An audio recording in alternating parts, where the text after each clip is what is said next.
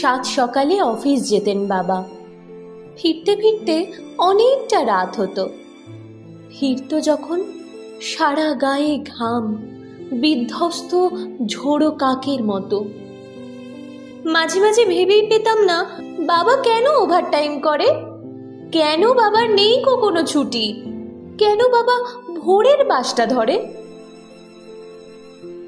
পুজোর সময় নতুন জামা জুতো, বই খাতা সব নতুন নতুন ক্লাসে। কখনো কি ভেবে দেখেছিলাম এসব কিছু কোথা থেকে আসে?